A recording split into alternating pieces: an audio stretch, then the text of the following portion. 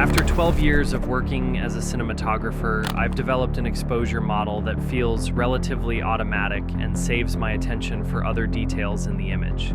Using this method, I rarely get back to the edit bay to discover footage that's too grainy or with highlights that are regretfully clipped. And most modern cameras give you plenty of dynamic range as long as you know what you're doing. Here's how I expose. The sensor in your camera doesn't see the world evenly.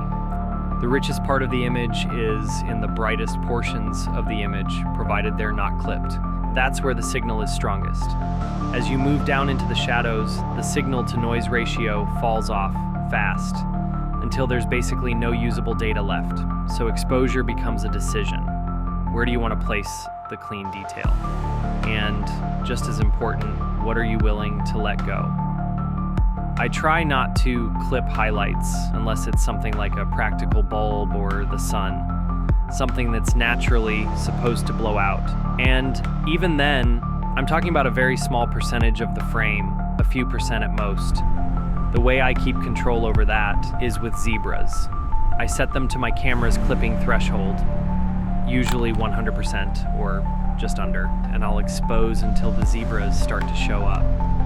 This usually involves cycling through neutral density filters and rolling the aperture until I'm just under clipping.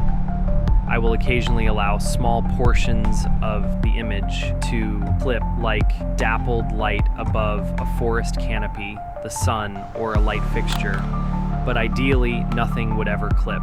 All the while, I'm keeping ISO as low as I can get away with to preserve image quality. Once I know I'm not clipping, I can move the midtones around. That's where ISO or gain adjustments come in.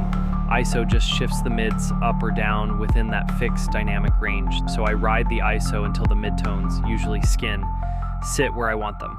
This is why I love Blackmagic cameras, which give you the ability to change the ISO to have a nice-looking image on your monitor that remains a juicy, fat negative. What's a fat negative? An image file without clipped highlights and still tons of detail in the shadows, usually meaning you're capturing a relatively low dynamic range scene, or that you've lit the scene for a nicely balanced look. False color and waveforms are fantastic, but zebras allow me to move extremely efficiently as I work as a solo director DP. So that's the process. Protect the highlights using zebras, adjust the mids using ISO, and keep the image in the cleanest part of the sensor's range. That's all I've got. Subscribe if you like these kinds of topics and share your thoughts or critiques below. My name is Spencer Astra. I'm a director and DP based in the Pacific Northwest. Find a link to my Instagram and website in the description below.